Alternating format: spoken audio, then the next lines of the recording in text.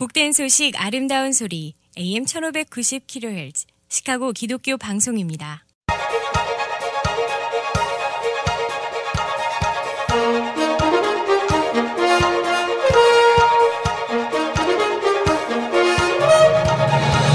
김정일 해설위원의 시사 해설. 세상을 넓게 봅니다. 삶의 지평이 넓어집니다.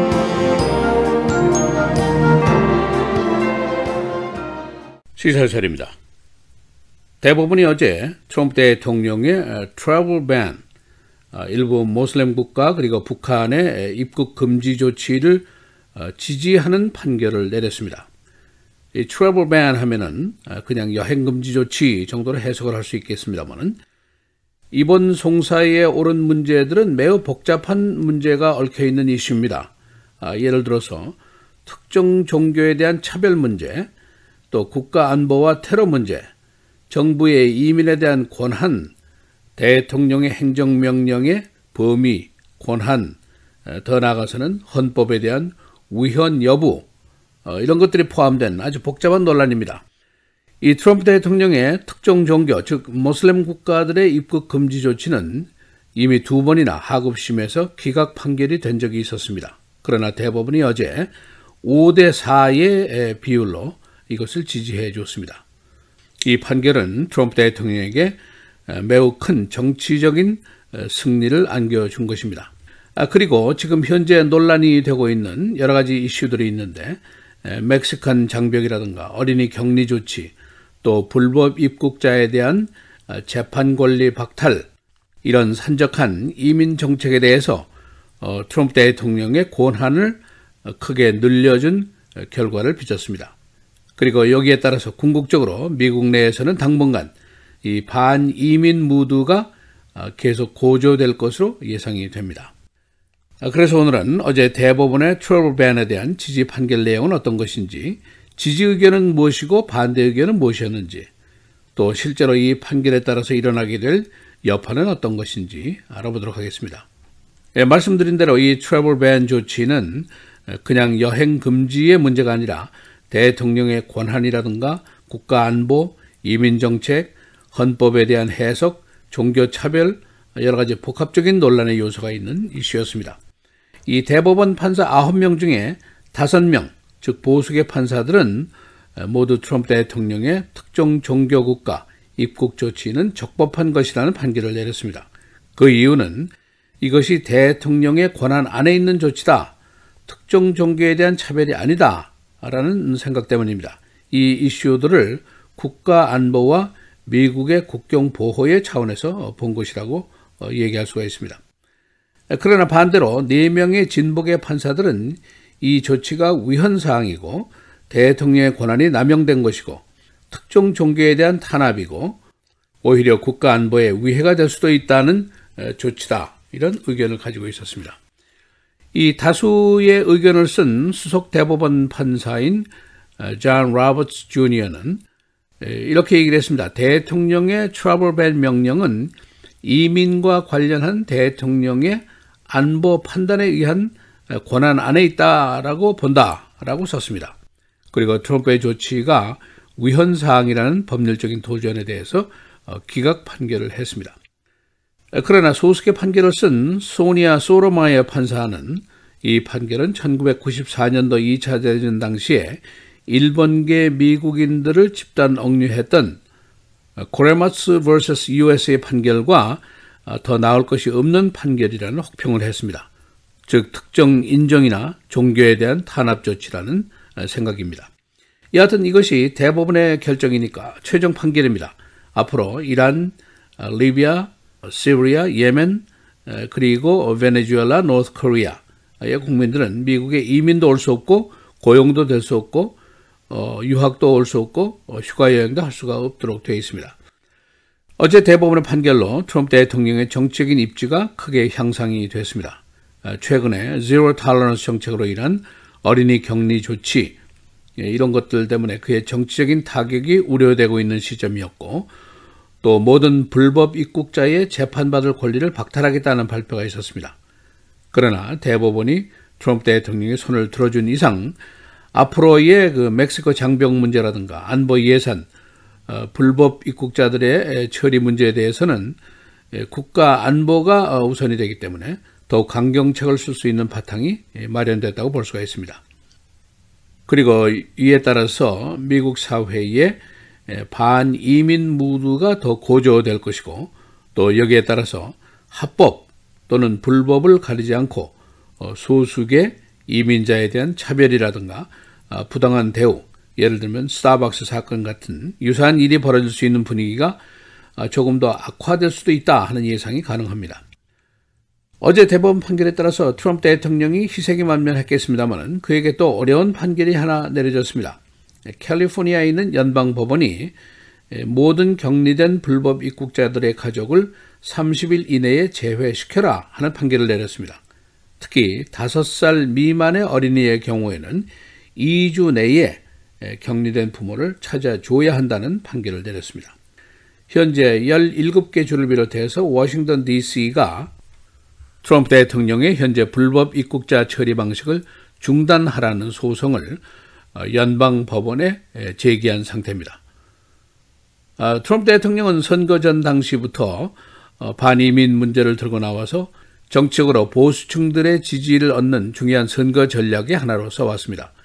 그리고 이 공약 이행을 위해서 당선된 직후 일주일 만에 트래블 밴 행정명령을 내렸습니다마는 당시에는 준비 부족으로 영주권자의 입국을 막는 등 전국 공항에서 큰 혼란이 빚어졌었습니다. 그 후 약 2개월 만에 다시 두 번째 행정명령을 시도했는데 역시 연방법원의 기각 판결을 받았습니다. 그 이유는 특정 종교에 대한 차별을 금지한 제1수정헌법을 위반한 것이다 라는 이유 때문이고, 또 하나는 그의 선거전 당시에 반이민 감정을 도출한 그의 여러 가지 발언으로 미뤄봐서 이것이 국가 안보를 위한 것이라기보다는 특정 종교에 대한 혐오감의 발로다, 그런 의심 때문이었습니다. 트럼프 대통령은 선거전 당시에 국가 안보 강화, 국경 보호, 불법 이민 축출 이런 것들을 언급하면서 모든 모슬렘의 미국 입국길을 완전히 금지시키겠다라고 누차 얘기를 했습니다. 그리고 그는 한때 이민자들을 vermin, 해충이다 라는 용어로 경멸을 하기도 했었습니다. 그리고 그는 비자 발급 시에 모슬렘보다는 크리스찬에게 우선권을 준다라고 공개적으로 종교에 대한 차별 발언을 했었습니다. 여기에 대해서 존 로버츠 대법관은 이 재판은 대통령의 발언에 대한 것이라기보다는 대통령의 권한과 책임에 관한 것으로 국가 안보와 관련된 것으로 보아야 한다라고 지적을 했습니다. 그는 또한 이 조치를 일본계 시민에 대한 억류 조치와 비교하는 것은 부적절한 것이고 이것은 미국 입국이라는 특권에 대한 재판이다라고 지적을 했습니다. 트럼프 대통령은 완전한 신원조회가 불가능한 일부 모슬렘 국가의 입국을 금지하는 것은 국가 안보에, 즉 테러 방지에 필수적인 것이라는 주장을 그동안 펴왔었습니다. 시사해설 김정일입니다.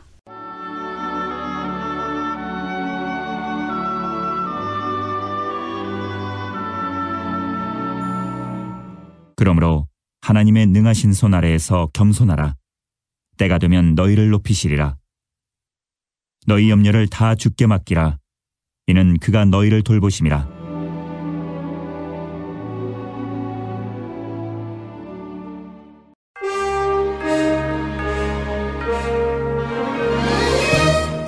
(6월 27일) 수요일 헤드라인, 오늘의 주요 뉴스입니다. 연방지방법원 판사가 어제 트럼프 행정부의 이른바 무관용 정책으로 인해 강제로 분리된 불법 이민자 가족을 재결합시키라고 판결했습니다. 캘리포니아 연방지법 데이너 세브로 판사는 어제 미국 시민자유연맹이 트럼프 행정부의 무관용 정책을 중단시켜달라고 제기한 소송에서 위와 같이 판단했습니다. 세브로 판사는 판결문에서 트럼프 행정부는 5세 미만의 이민자 자녀를 2주 이내에 부모와 재결합시켜야 한다고 밝혔습니다. 또 5세 이상 미성년자들은 30일 이내에 부모와 재결합시킬 것을 명령했습니다. 트럼프 행정부의 무관용 정책으로 인해 지난 5월 이후 2,300명 이상의 불법 이민자 자녀들이 부모와 격리됐고 트럼프 대통령이 이를 중단하는 행정명령에 서명한 뒤에도 2,000명 정도의 어린이들이 부모와 강제로 떨어져 있는 상황입니다. 연방 대법원이 어제 트럼프 행정부의 반이민 행정명령에 대해 합헌 결정을 내리면서 이슬람권 5개국과 북한을 포함해 총 7개국 국민들의 미국 입국이 중단되거나 제한됩니다. 연방 대법원은 찬성 5명, 반대 4명의 판결로 반이민 행정명령이 종교적인 이유에 따른 차별이 아니라고 결정했습니다. 이에 따라 이란, 북한, 시리아, 리비아, 예멘, 소말리아, 베네수엘라 등 7개국 국민들의 미국 입국이 제한됩니다. 트럼프 대통령은 어제 연방 대법원이 반이민 행정명령을 인정하는 판결을 내린 데 대해 미국 국민과 헌법을 위한 엄청난 승리라고 환영했습니다. 밋 람니 전 매사추세츠 주지사가 다시 정계에 돌아왔습니다. 람니는 어제 유타주에서 열린 공화당 예비선거에서 마이크 케네디 유타주 하원 의원에 승리하면서 상원 의원 후보가 됐습니다. 람니는 오는 11월 중간선거에서 민주당 후보인 제니 윌슨 솔트레이크 시의원과 맞붙게 될 예정입니다. 정치에 처음 도전한 28살 알렉산드리아 오카시오 코르테스가 어제 치러진 뉴욕 연방 14지구 민주당 하원 의원 예비선거에서 10선의 조 크롤리 하원 의원을 이겼습니다. 크롤리는 낸시 펠로시 민주당 하원 원내대표의 후임자로 거론될 만큼 영향력이 있는 인물입니다. 언론은 민주당에서 평당원이 당내 서열 4번째인 크롤리와 맞서려고 시도한 것은 14년 만에 처음 있는 일이라며 크롤리의 패배는 자유민주적인 정치의 넓은 영역에서 잠재적인 급변을 나타낸다고 지적했습니다. 트럼프 행정부의 생츄어리 시리 성역도시 제재 정책이 시카고의 지방자치단체에서 잠정 효력을 얻었습니다. 연방 제7항소법원은 어제 하급법원이 트럼프 행정부의 성역도시 재정지원 중단 지침에 대해 미 전역에 내린 사전 금지 명령 적용 대상을 잠정기간 시카고시로 국한하는 판결을 내렸습니다. 항소법원은 오는 9월 6일 전원 합의체 심리를 통해 하급법원의 전국 대상 금지 명령이 타당한지 여부를 판단할 계획입니다. 락퀸 맥다널 사건 재판이 곧 재개되면서 재판 형식에 관심이 쏠리고 있습니다. 변호인 측은 여론 악화 사건이라는 이유로 계속해서 쿡카운티 밖에서의 재판을 원하고 있습니다. 재판부는 이번 재판 재개와 함께 배심 또는 판사 재판 여부를 결정해야 합니다. 변호인 측은 쿡카운티 형사재판부의 배심 재판을 꺼리고 있습니다. 45년 전의 살인사건 재판이 쿡카운티 법원에서 어제 시작됐습니다. 피해자는 현재 76세의 다닐 루디, 지난 1973년 그때 당시 19살 난 아내가 교통사고로 사망했는데 검찰은 이 사건을 교통사고로 위장한 살인사건으로 보고 있습니다. 검찰은 피해자가 10만 달러의 생명보험을 노리고 그녀를 살해한 것으로 기소했습니다.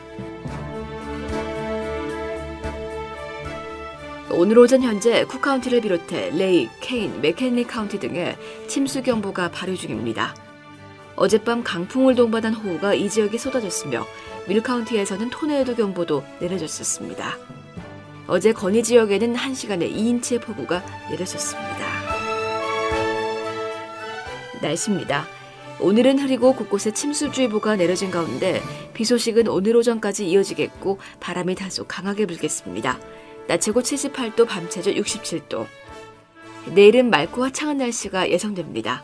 낮 최고 85도, 밤 최저 70도.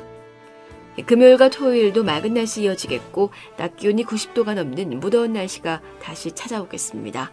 금요일 낮 최고 96도, 밤 최저 77도. 토요일 낮 최고 95도, 밤 최저 76도입니다.